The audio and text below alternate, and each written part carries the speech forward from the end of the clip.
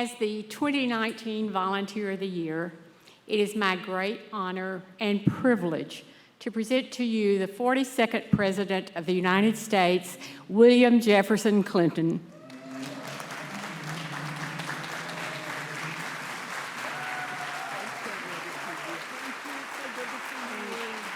Thank you so much. We're so glad to have you here. Thank you. Whoa. Thanks. Thank you. It is so good to be back. This is the longest, since I left the White House, this is the longest I have been without being in Little Rock. And I have missed it. It's really been hard for me not to have this volunteer appreciation event and not to have our staff Christmas party, because it's an important part of our community. I was so happy today. I met a couple in the gift store out there, and this guy had a Arizona State jacket on. And I said, "You from Arizona?" He said, "No, but I went to school there." He was, I think, about 50. And I said, "You know, it's the best school in the country for solar energy technology." He said, "I know that. How do you know it?" I said, "Well, we had a Clinton Global Initiative for university students there once." And so I got talking to him about it. I have no idea if he was a Republican or a Democrat, because we were all of a sudden people to each other, which is not so easy to do today. And then this young man was standing there at the gift shop buying a Christmas present saying, "I'm from El Paso and I'm a student at the Clinton School."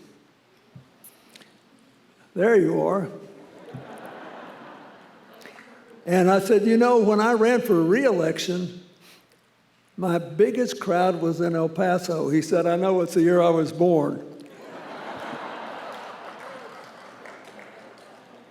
Reminding me of my ancient age. That was 25 years ago. We all, in our efforts to have influence for our opinion or our interests, are tempted to step over the lines that reason and decency impose on all of us. And especially if somebody's doing it to you, you want to do it back. I remember once I had one of my many interesting encounters with Newt Gingrich. We were fighting over the balanced budget, and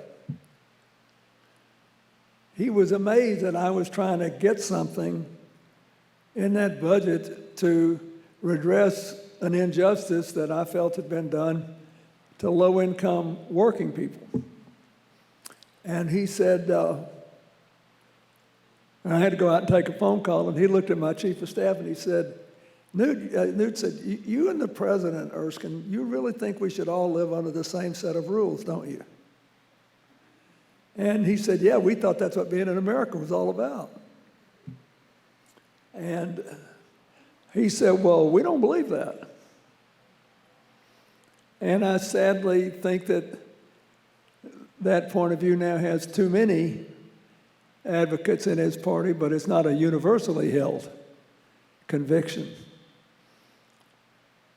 There's a big story in the paper today about all the competition we're going to face for China in the race for making and distributing electric vehicles, and whether we can do it well enough and quick enough to maintain America's branding and level of employment in automobiles. And that's really important, because when you're making cars, you're also supporting part suppliers, for example, and lots of other people involved in that business.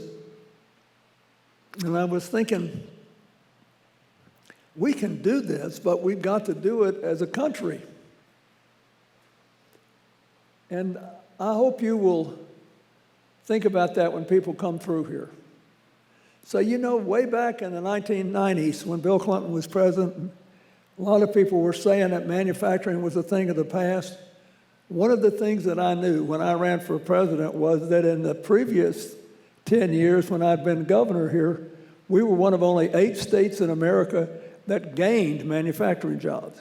And in 6 of the 8 years I was in office, we gained manufacturing jobs nationally.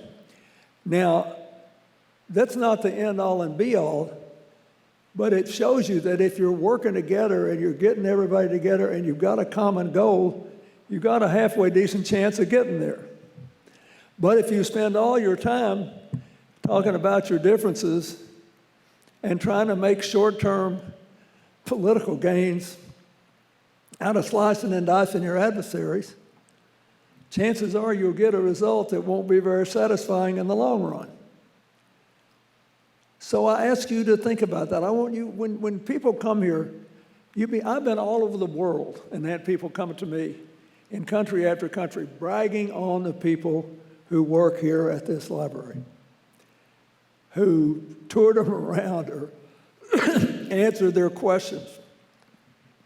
I remember once I was in Vietnam and there was a guy standing there and said, I went to your library, it's really nice, and the people were wonderful, and he gave me so much information. We have to keep doing that. Somehow we have to keep building our identities as Americans and realize that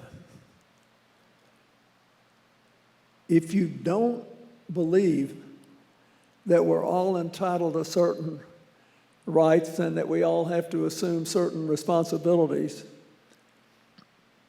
and that we all have a right to and a responsibility to share in our common citizenship, there's going to be a lot of terrible prices to pay that we never think about. For example, I'm really proud of all the work the Foundation does, which is based here in Little Rock, this work on the opioid epidemic, and the work we do through religious groups as well as through education groups. But last year, in no small measure because of the pressures caused by COVID, for the first time ever, there were 100,000 deaths from opioid overdoses. It's the first time we'd ever done it. I think it's unlikely. We can turn this around, by the way, and we're getting more and more help. But I think it's unlikely that we'll ever do it if we decide that this is just one of those issues where surely there's somewhere we can make a fight with each other in a way that advantages one group or another. And that's not a good idea. And if you know anybody that's lost a child to this horrible scourge, and Hillary and I have had 4 friends who have lost their children. You think, gosh, if we can't do this together, what can we do? So I hope you will realize that every time you make somebody welcome here, every time you answer a question, every time you say anything, every time you say, President Clinton never said he was perfect. He always said how much he regretted, for example, not intervening in Rwanda soon enough. You make a little contribution to helping people ease back in a zone where they can treat each other like people that have 3 dimensions. If you're just a 2-sided cartoon, it's hard to make a full house out of that. So that's my holiday wish. I'm very grateful again. I'm looking forward to the next 20 years, and I'm casing my odds of making it. And